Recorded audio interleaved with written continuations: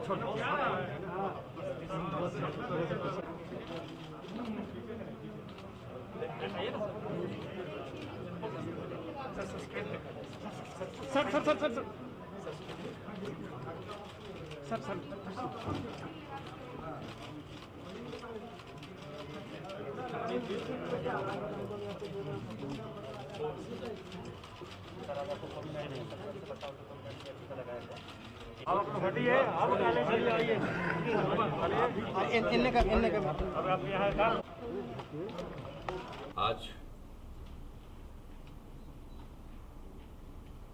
Vaccination का, corona virus के vaccination का पहला डोज IGIMS में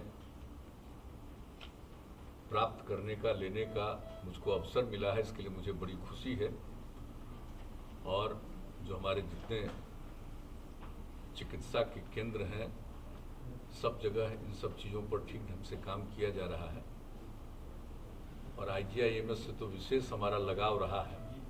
और पहली बार भी जब टीकाकरण का काम शुरू किया गया था तो यहीं आकर के पहले दिन ही हम लोगों ने यहाँ पर आकर के लोगों के बीच में बातचीत भी की थी। और यहाँ का काम बहुत अच्छा है। और आज जो टीकाकरण का जो शुरुआत फिर करा दी गई है, अब तो सब लोगों को मालूम है कि 60 साल और उससे अधिक उम्र के जो लोग हैं उनका, और 60 साल से कम 45 वर्ष तक के उम्र के जो लोग हैं जिनको अन्य प्रकार की कोई बीमारी है, उसके लिए केंद्र सरकार ने गाइडलाइन जारी कर दिया है। पहले तो 50 साल के ऊपर वाली बात थी, लेकिन जो लेटेस्ट गाइडलाइन जारी हुआ है उसके मुताबिक अभी आवश्यक है कि 60 साल और उसके ऊपर के सब लोगों को कराया जाए।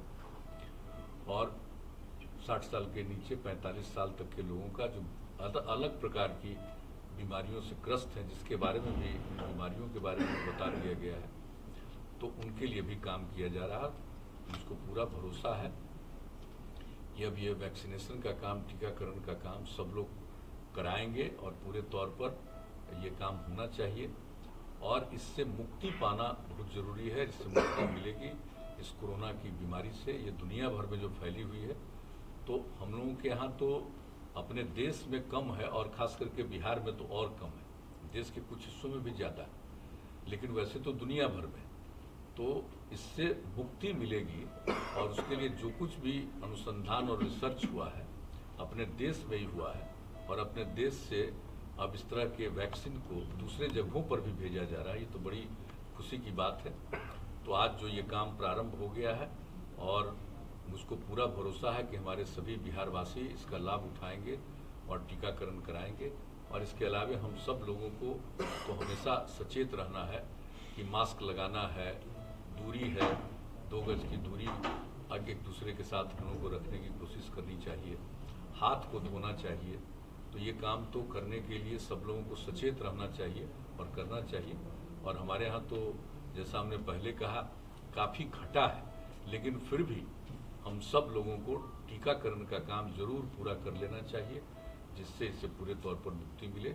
और आज इसकी शुरुआत यहाँ से हुई है। और पहला दिन जो टीकाकरण की शुरुआत तीसरे फेज का हुआ है, उसमें आज लेने का मौका मिला। मुझे बहुत खुशी है। और मुझको पूरा भरोसा है कि पूरे बिहार में, और ख़ास करके जो हमारे अब जैसे MLA और MLC हैं, उनके लिए भी जो बात हो गई है, पहले ये बात हो रही थी कि वहीं पर कराया जाएगा, लेकिन हम लोगों ने बात किया कि जो भी टीकाकरण कराएंगे उनको तो 30 मिनट तक बैठना है और डॉक्टर्स को सचेत रहना है कि उनको किसी भी प्रकार की कोई बीमारी न उभर करके सामने आए, उसको देखने के लिए कि कोई इन पर रिएक्शन नहीं हो रहा। तो इसी को ध्यान में रखते हुए पहले तो लग रहा था कि वहीं करा दिया जाएगा। अब उसकी जगह पर अब यहीं के बारे में आज ही ये बात हो गई है कि अब IGIMS में ही हमारे जितने माननीय विधायक हैं और माननीय विधान परिषद के सदस्य हैं, उन सबों के टीकाकरण का भी यहीं इंतजाम किया जाएगा। और इसके लिए पूरा विस्तृत रूप से ये इसकी सूचना दे देंगे। सुबह 9 बजे से 11 बजे तक का, और दिन में 1 बजे से लेकर के 7 बजे शाम तक का ये काम करेंगे।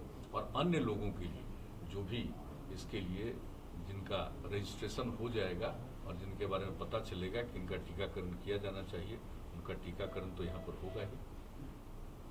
और मैं पुनः कहूँगा कि मुझे आज बहुत अंदर से मुझे प्रसन्नता है कि इसकी शुरुआत हो गई है। अब हम लोगों को, सब लोगों को कराना चाहिए।